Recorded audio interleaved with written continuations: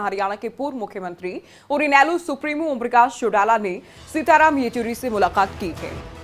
चौधरी देवीलाल की जयंती पर कार्यक्रम में शामिल होने का निमंत्रण दिया गया है। आप जानते हैं कि 25 सितंबर को हर बार चौटाला परिवार, इनेलो पार्टी और अब तो चूंकि जेजेपी भी इनेलो से अलग होकर ही बनी है, जेजेपी भी हर बार 25 सितंबर को कार्यक्रम का आयोजन करती है। लेकिन यहाँ बात इनेलो के कार्यक्रम की। फतेहाबाद में 25 सितंबर को कार्यक्रम होना है। कार्यक्रम में शामिल होने के लिए ओम प्रकाश चौटाला लगातार नेताओं को निमंत्रण दे रहे हैं। इससे पहले मुलायम सिंह यादव से भी मुलाकात की गई थी। मेदांता अस्पताल जाकर उनका हालचाल जाना था, उन्हें भी निमंत्रण दिया गया था। सीताराम येचुरी से मुलाकात की गई है। ओपी चौटाला बार बार ही कहते हैं कि तीसरे मोर्चे का गठन होने वाला है। तो गैर कांग्रेसी और गैर बीजेपी दलों की हालांकि बात की जाती है। चलिए, संपादक नासिर कुरैशी हमारे साथ फोन लाइन पर हैं। नासिर, आप क्या मानते हैं जो दावा बार बार करते हैं ओम प्रकाश चौटाला कि अब तीसरे मोर्चे का गठन होने वाला है? लगातार कई नेताओं से मुलाकात भी कर रहे हैं। अब सीताराम येचुरी से मुलाकात की गई है। रैली के लिए, कार्यक्रम के लिए निमंत्रण दिया गया है। ज्योति, ओम प्रकाश चौटाला शुरुआत से ही अभी तो फिलहाल ताऊ देवीलाल की जयंती के उपलक्ष्य में वो निमंत्रण दे रहे हैं सभी को। लेकिन वो पहले भी जब जेल से रिहा हुए थे, आज से 1 साल पहले, कुछ महीनों पहले तकरीबन, तो उन्होंने उस टाइम पर भी एक प्रेस कॉन्फ्रेंस की थी और कहा था कि अब वो पूरे प्रदेश के और देश के अलग अलग हिस्सों में जाएंगे और लोगों से मुलाकात करेंगे, नेताओं से मुलाकात करेंगे और बीजेपी सरकार के खिलाफ सबको एकजुट करेंगे। लेकिन यहाँ पर एक चीज है कि एक इस वक्त हलचल तो देखी जा रही है। नीतीश कुमार ने इसकी शुरुआत की है विपक्ष के नेताओं के साथ मिलकर। अगर हम इनेलो की बात करें तो यहाँ पर सबसे बड़ा फोकस उनका फिलहाल यही है कि वो कोशिश कर रहे हैं कि ताऊ देवीलाल की जयंती में ज्यादा से ज्यादा देश के विपक्षी नेताओं को बुलाएं और कई बड़े नेताओं के आने की संभावना है। सीताराम येचुरी से उनकी मुलाकात हुई, इससे पहले शरद पवार से उनकी मुलाकात हुई, अखिलेश यादव से मुलाकात कर चुके हैं, नीतीश कुमार से उनकी मुलाकात हुई और गालिबन हो सकता है नीतीश कुमार, अखिलेश यादव ये लोग उस रैली में पहुंचेंगे भी जो 25 सितंबर को होने वाली है इनेलो की। और इसके अलावा सीताराम येचुरी इससे पहले भी आते रहे हैं तमाम नेता। लेकिन तीसरे मोर्चे की अगर बात की जाए तो इस वक्त नीतीश कुमार तो कह रहे थे कि भाई ये तीसरा नहीं बल्कि मेन फ्रंट होगा, ये तीसरा फ्रंट नहीं होगा, मेन फ्रंट होगा।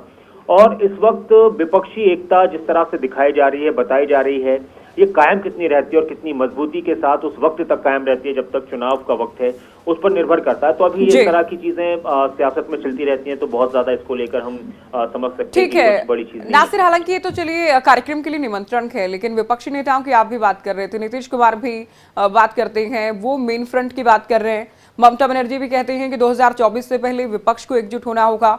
ओम प्रकाश चौटाला बार बार ये दावा करते हैं कि तीसरे मोर्चे का गठन होगा। लेकिन क्या ये इतना आसान होगा किसी एक चेहरे या एक नाम के पीछे तमाम विपक्षी दलों का एकजुट हो जाना? बिल्कुल, देखिए जहां तक लगता है तो तीसरा मोर्चा बनाने में उसमें किसी का नाम तो आगे नहीं किया जाएगा और ये बात तभी संभव हो पाएगी कि अगर किसी का नाम आगे करते हैं तो शायद उतनी मजबूती से ये लोग आगे नहीं बढ़ पाए। हाँ, ये हो सकता है कि ये माहौल तो बन रहा है और इसमें कोई शक नहीं है कि अब बीजेपी का सामना करने के लिए इन सभी पार्टियों को एक साथ आना होगा। लेकिन उसमें कांग्रेस का क्या होगा?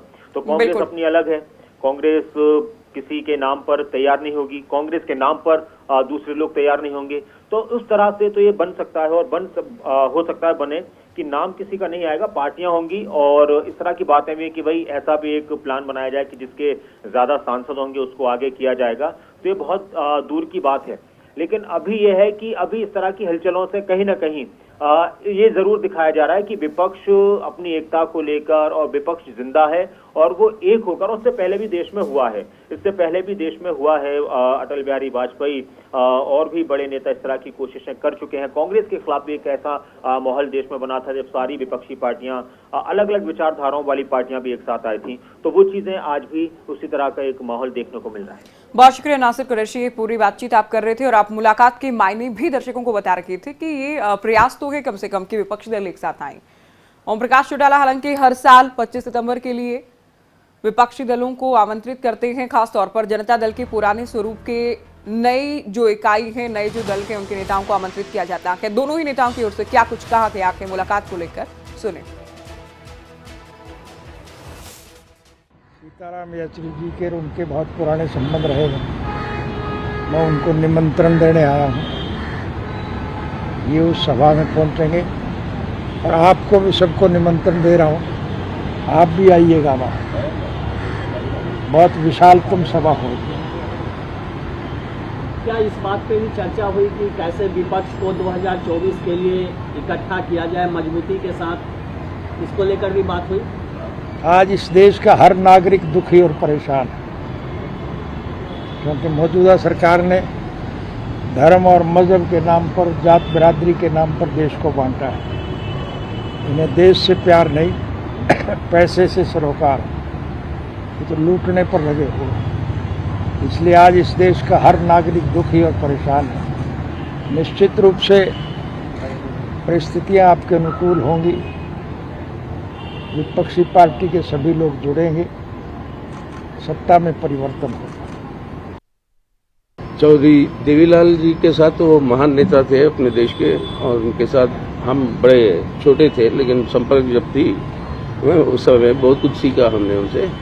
और ये उनकी जन्मदिन को चौटाला जी ने बताया कि वो सम्मान दिवस के रूप में वो मनाएंगे, तो उसके लिए आमंत्रण दिया, और मेरे ख्याल सभी विपक्षी पार्टियों के नेताओं को आमंत्रण दिया।